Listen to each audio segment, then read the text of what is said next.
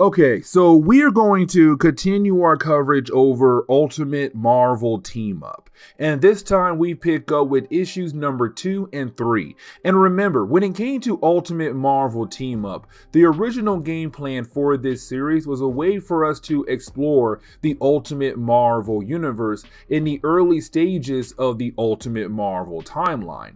Because this came out right after the first story arc for Ultimate Spider-Man. So Peter Parker is still really new to the world of superheroes. He's basically a brand new superhero. He just became Spider-Man. But at the same time, it was originally for us to explore and meet the different characters of the Ultimate Marvel universe. Now, in the last video, we met Ultimate Wolverine and also Ultimate Sabretooth. This time, it's going to be Ultimate Hulk. Now, when it comes to this particular two-part story arc, it does take place after Ultimate Origins. So, of course, you have Bruce Banner, somebody who hated his body so much that he joined the Super Soldier program to hopefully recreate the Super Soldier Serum so that he will no longer have a weak body and be strong like Captain America. Unfortunately, it turned him into a Hulk. And of course, he did attack the Parkers, the parents of Peter Parker. Now, that all happened in Ultimate Origins. With this particular storyline, it picks up maybe, I want to say 16 years after that incident, but apparently he had once again turned to the Hulk and you have the military chasing him down. And so getting into the opening pages of this book, we do pick up with Ben Urich and also Peter Parker. Now, with this setting right here, you can tell right off the bat, it takes place in the middle of the second story arc where Peter Parker was able to secure some kind of job at the Daily Bugle. But at the same time, it takes place in the middle of the Ultimate X-Men first story arc. And the reason why I'm saying that because the newspaper that Ben is reading, it does mention Sentinels being in New York. And of course, that took place in the first story arc of Ultimate X-Men. Either way, you have been trying to wonder what kind of homework Peter Parker is doing right now. Now, this is really more of Ben trying to build some kind of bond with Peter Parker. And the thing is, in later books of Ultimate Spider-Man, Ben and Peter do have that bond. It's not the strongest bond, but it is a particular bond where they do kind of like each other. Now, with that being said, Ben does get a call from somebody who says that he is the general of the United States Army. And of course, he's calling up Ben with a warning. Something big and green is heading towards New York, and you need to use your media power as a way to inform the public, because this thing is very powerful, but also very dangerous. Now, Ben cannot believe what he is hearing, but at the same time, he's kind of like, listen, we just had the Green Goblin, we have a Spider-Man, and I'm pretty sure other events have happened right now in the Ultimate Marvel universe, especially the idea of mutants as well.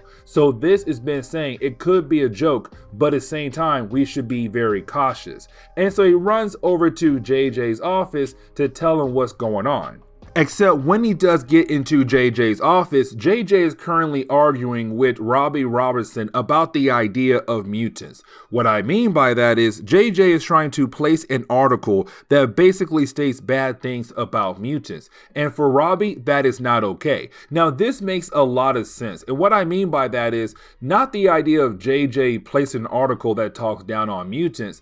I really meant more of how the public felt about the idea of mutants being around, because this was the early days of the Ultimate Marvel timeline. And like I said in our last video, the mutant race will go up and down. Some days they're loved, some days the entire world hates on them. And currently here at this point in time, the entire world hates on them. Now, not the entire world, but most of the public. But for JJ, he's kind of like, listen, if I go ahead and place an article that talks down on mutants, I'll have more people buy my paper than the ones who are going to hate my paper because I'm talking down about mutants. Now, while you have the two grown men going back and forth, that is when you have Ben say, hey, I just got a call from the general that's trying to tell us that we need to use our media powers to basically warn the public about the idea of something green and powerful coming into New York that could cause a lot of damage. Now, for JJ, he's still kind of new to the idea of superpower beings being in New York because, like I said, this is the earlier stage of the Ultimate Marvel Universe. You got Spider-Man and you have some X-Men characters running around. No Ultimates yet and no other kind of superheroes at all either. You might have Daredevil, but he wasn't referenced by this point in the Ultimate Marvel Universe. But for JJ, he's kind of like, listen, whoever called you was most likely pulling a prank on you. There's no way no huge danger is coming over to New York, except that is when they hear a loud boom sound. But then we pick up with Spider-Man. Now, like I said earlier, Peter Parker is still new to the idea of being a hero. He's still new to being Spider-Man. And currently, when it comes to the public, they think of Spider-Man as some kind of wrestler, because that happened in the first story arc, just like in the original Marvel timeline. And so when it comes to Peter Parker being Spider-Man, he's still new to the world. And of course, he's kind of freaking out like, okay, something big and green has arrived in New York. And just like that, his mind goes straight to the idea of the Green Goblin. Harry Osborn's father, Norman Osborn. He's all like, oh my God, Norman's back. He's the Green Goblin again, and he's attacking New York. But of course, that is incorrect. He is not going to run into the Green Goblin this time. He's going to run into another green monster. Now, the rest of the book is really more of Spider-Man trying his best to fight against the Hulk. Now, you're probably wondering, hey, Fresh, why is he green, not gray, like he is in the rest of the Ultimate Marvel books? Well, there is a very good reason why. Because originally, 16 years ago, when Bruce and the Parkers were recruited by Nick Fury to kind of help recreate the super soldier serum, Bruce created a bunch of different kinds of serum. One of them was the Hulk serum. Now the thing was though, they had a huge rule. Do not test your experiments on yourself. Well, Bruce went ahead and did that because again, he hated his body so much. He wanted a strong body like Steve Rogers. Except when he took one of his serums, it was the Hulk serum, which of course made him into a Green Hulk. Now, after this particular story arc right here, the American government and Nick Fury were able to find a way to cure his Hulk mutation. Except when it came to Ultimates 1, he wanted to help the Ultimates get out there in the public to make sure they're well known as heroes. They needed a bad guy to come together to fight against. And so Bruce took it upon himself to make a new Hulk serum, except this time with the actual super soldier serum that comes to Steve Rogers, and he mixed the two together, which of course made the Gray Hulk. So yes, there's your reason why there's two different colors Hulks, because of two different kinds of Hulk serums. Either way, the rest of the first chapter of this book, or the story arc, is just Spider-Man trying his best to fight against the Hulk. And, well, unfortunately, getting his butt kicked very easily.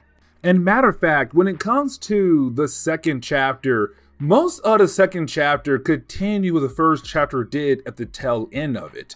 Which, of course, is just Spider-Man fighting against the Hulk. And this goes on for a few more pages. Now, again, this is still Peter Parker still trying to figure out how to be Spider-Man, but to also try to figure out how to fight against different kinds of characters. And so currently, the only characters he saw so far is most likely the Green Goblin, Wolverine, Sabretooth, Kingpin, Electro, and now the Hulk. Now, you could say the Hulk is very similar to the Green Goblin, except at least when Peter Parker fights against the Green Goblin, he does do some kind of damage to the Green Goblin. When it comes to Hulk here, Spider-Man ain't doing jack to him at all. I mean, yes, occasionally he does some kind of damage to the Hulk and the Hulk does get hurt a tad bit. But at the same time, though, the Hulk's all like, it barely hurt me. So the Hulk's kind of like, dude, I'm trying to squash you and easily kill you. Now, this does kind of lead us into the moment where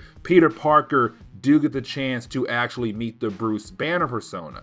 Because once you have the Hulk eat a fish and basically calms down, he turns back into Bruce Banner. Now, once that happens, you have Bruce freaking out, which honestly makes a lot of sense because Bruce has no idea what the Hulk does when the Hulk takes over their actual body. And so once you have Bruce coming back in control of his own body, he realized, okay, I'm no longer in Nevada. That means I'm somewhere else. Now, Spider-Man tells Bruce, yeah, dude, you are right now in New York. And that right there scares Bruce a lot because the idea of so many innocent people who could be affected by the Hulk in some kind of way. Now, with all that being said, this could have been a special moment if Bendis did plan on telling us in Ultimate Origins that Peter Parker and Bruce Banner have a connection with one another with the Parker family. But of course, Ultimate Origins came out years and years later after this one right here did.